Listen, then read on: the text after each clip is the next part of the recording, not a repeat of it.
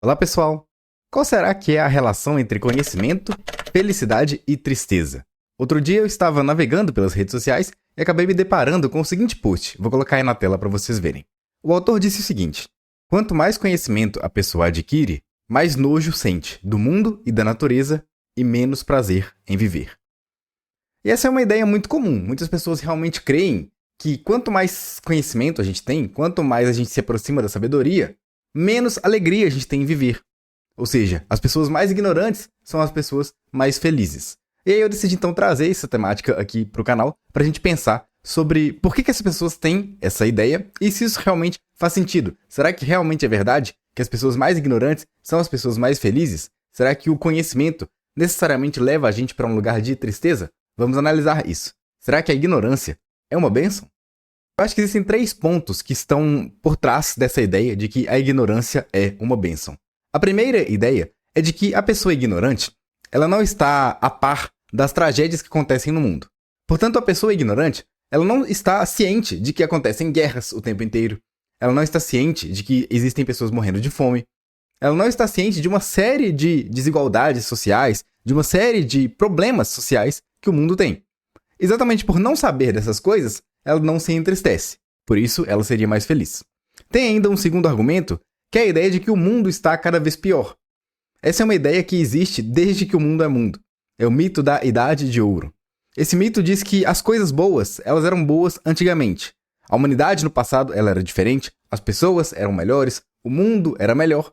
Mas, ao longo dos anos, tudo foi piorando, tudo está em decadência. Portanto, a pessoa ignorante, ela não percebe esse movimento do mundo. Esse movimento em que o mundo já esteve num lugar alto, mas que ele vem caminhando cada vez mais para um lugar mais baixo. Portanto, mais uma vez aqui, a ignorância ajudaria a pessoa a ser uma pessoa mais feliz. O terceiro ponto seria de que todos nós temos um nível neutro de felicidade. As pessoas que têm conhecimento, as pessoas que buscam entender como o mundo funciona, elas acabam sabendo sobre as tragédias do mundo, sobre os problemas do mundo. Elas acabam descobrindo a natureza dos seres humanos, que os seres humanos muitas vezes são egoístas, muitas vezes eles não têm amor ao próximo, muitas vezes os seres humanos são maus. Por isso, a pessoa ignorante não tem conhecimento de nada disso. Mas a pessoa sábia, ao perceber esses problemas com o mundo e com a humanidade, ela diminui o seu nível de felicidade. O seu nível de felicidade é neutro, mas quando ela adquire esse conhecimento, ela desce um pouco nessa escala. Portanto, a pessoa que ela é sábia, ela precisa de doses muito grandes de prazer, de alegria, para que ela seja feliz. Já a pessoa ignorante, como ela nunca desceu, ela está ainda na linha neutra. E exatamente por conta disso, pequenas coisas já são capazes de colocar ela numa situação de felicidade. Existe também um grande estereótipo do intelectual como uma figura triste, uma pessoa deprimida, no geral, enquanto que o ignorante é aquela pessoa que está aí, está no mundo, está se divertindo, está indo para festas, está socializando. Enquanto o intelectual é aquele que se fecha, que se isola, que fica fechado na sua caverna, na sua casa, com seus livros, estudando. A gente tem um pouco dessa ideia com o Schopenhauer, né, que gosta muito da solidão, tem também um pouco dessa ideia com o jovem Nietzsche, mas um grande pensador que tem muito dessa ideia é o Heráclito. O Heráclito, lá na Grécia Antiga, ele já se considerava um sábio, e ele tentava passar o conhecimento que ele tinha para as outras pessoas. Só que ele não conseguia se fazer entender. Ninguém compreendia as ideias do Heráclito. Então, um belo dia, ele cansou de tentar, ele decidiu se refugiar, ele se retirou para morar nas montanhas.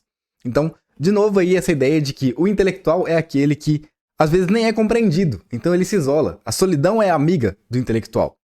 Então a gente tem mais essa figura que mostra que, talvez, o intelectual seja triste, seja necessariamente triste, porque ele não encontra parceiros intelectuais no mundo, ele não encontra quem compreenda ele. Enquanto o ignorante, por ignorante é tudo mais fácil. Por ignorante é muito mais fácil fazer amigos, é muito mais fácil sair, é muito mais fácil se divertir. Até mesmo, daí vem uma ideia, por exemplo, de que as festas sociais, as festas como carnaval, por exemplo, no Brasil. Muitas pessoas se perguntam, bom, mas como é que a população brasileira pode se divertir, sendo que ela tem tantos problemas a resolver? Sabe? Saneamento básico, segurança, educação, a política. Como que o brasileiro se diverte com uma festa como o carnaval, enquanto tem tantos problemas a resolver? Como se as pessoas fossem proibidas de celebrar, enquanto os problemas sociais não são resolvidos. E aí, de novo, essa figura do o intelectual é o que percebe os problemas e ele não comemora. O ignorante, ele não se importa com os problemas, ele nem tem consciência de que os problemas existem e por isso ele consegue celebrar. Então, assim, num primeiro momento, eu acho que a gente pode concordar que, de fato, o conhecimento, às vezes, ele pode sim nos entristecer. Saber que existem guerras no mundo, saber que existe fome, saber que existem problemas a serem resolvidos, causa uma sensação de tristeza, causa uma sensação de desânimo. E no nível individual, as coisas podem se complicar ainda mais. Por exemplo, uma pessoa que nunca se pergunta sobre o sentido da vida, assim como nunca fez isso um cachorro, assim como nunca fez isso um gato, ele não tem grandes problemas existenciais, certo? Um cachorro ele segue a sua vida vivendo normalmente sem nenhum problema. A pessoa que não se pergunta sobre o sentido da vida também. Já a pessoa que se pergunta sobre qual é o sentido da vida, ela faz um exame sobre as suas ações. E muitas vezes ela pode concluir que a sua vida é sem sentido. E daí ela se entristece. Ou então, a pessoa ela pode se perguntar sobre o resultado do esforço que ela faz. Então ela estuda muito, ela trabalha muito, e ela pode nunca se perguntar sobre o resultado daquilo que ela faz. Mas talvez, se um dia ela se perguntar sobre isso, ela vai notar que o que ela ganha é muito desproporcional, está muito abaixo do que ela merecia ganhar pelo esforço que ela tem. E isso, novamente, nos leva à tristeza. A falta de reconhecimento também é um motivo que gera tristeza. O ignorante nem sabe que existe essa questão da falta de reconhecimento. O sábio, ele sabe que existe e ele percebe que ele não tem o reconhecimento devido, não tem o reconhecimento que ele merece. Então, até aqui a gente viu alguns bons argumentos sólidos para dizer que realmente o ignorante ele está lá vivendo a vida dele, feliz, despreocupado, tranquilo, enquanto o sábio, ou pelo menos o que busca a sabedoria, ele está consciente dos problemas do mundo, dos problemas que ele mesmo tem, e por isso ele não consegue chegar nesse nível de felicidade. Mas na história da filosofia, a gente tem algumas grandes figuras que vão associar conhecimento com felicidade. Por exemplo, Sócrates, que vai dizer que uma vida não examinada não vale a pena ser vivida. Ou seja, uma vida sem filosofia não vale a pena ser vivida. A mesma coisa vai dizer Epicuro, alguns anos depois. Para Epicuro, ninguém é jovem demais ou velho demais para estudar filosofia.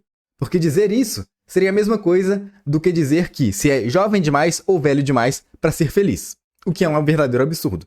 Então, para Epicuro, filosofia e felicidade são coisas equivalentes.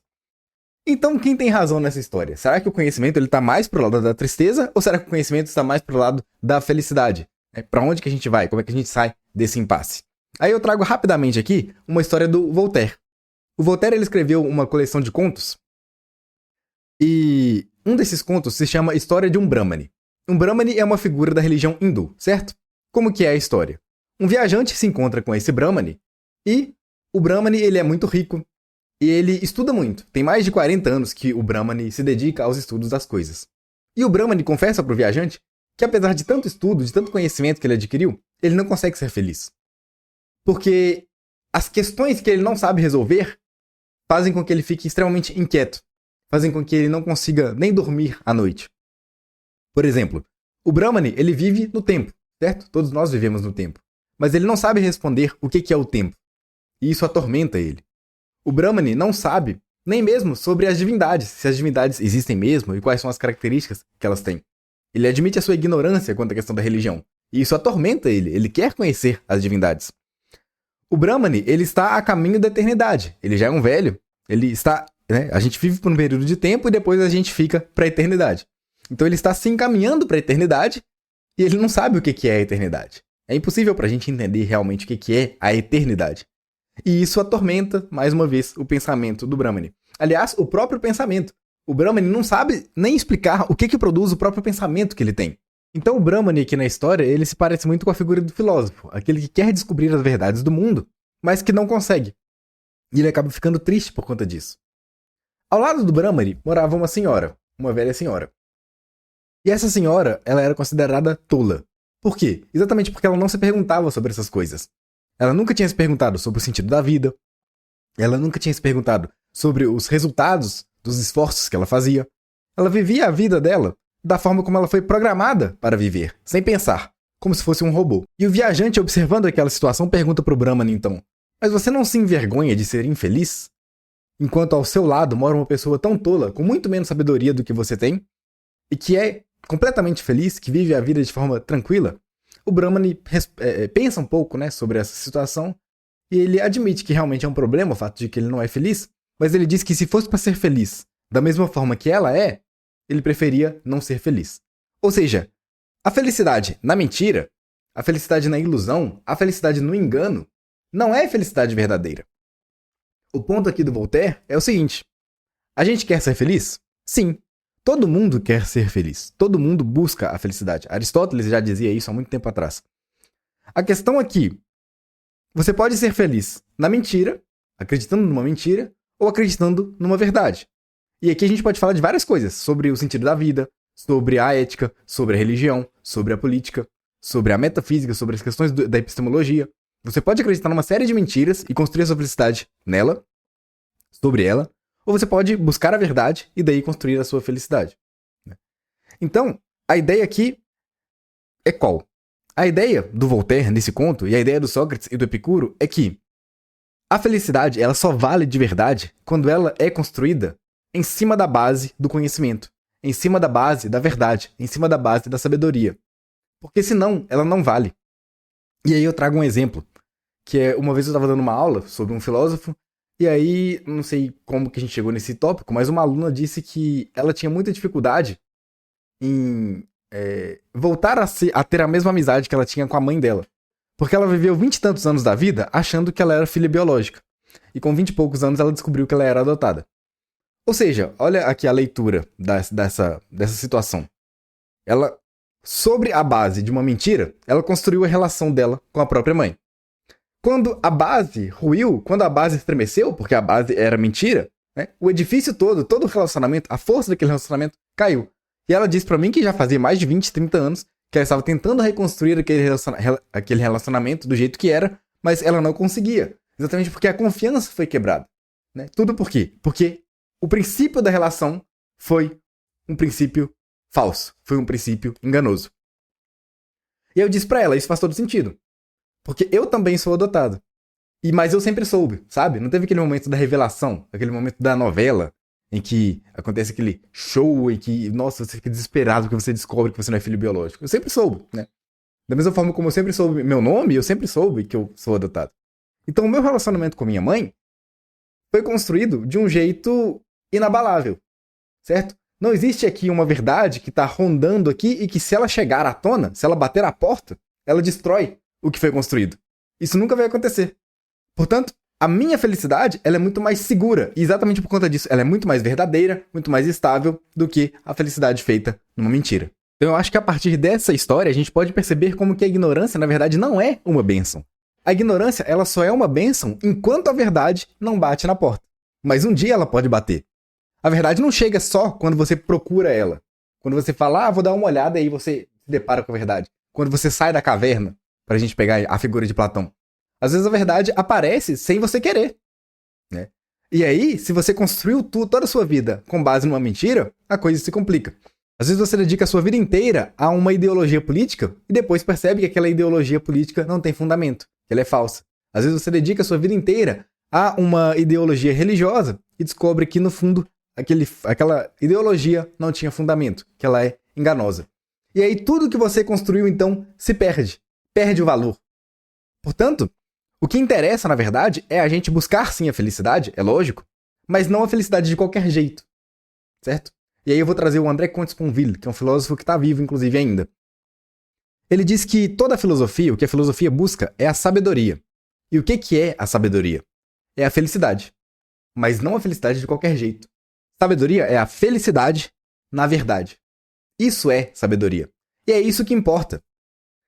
O conhecimento, ele não é nosso inimigo, certo? A ignorância não é uma bênção, jamais será uma bênção. O conhecimento é o nosso aliado. A questão é que, em vez de a gente construir a nossa vida com base numa mentira, a gente tem que ir atrás do conhecimento, e assim que a gente alcança um conhecimento, aí sim nós estamos prontos para construir a nossa vida. Um outro exemplo disso, a gente pode falar dos estoicos.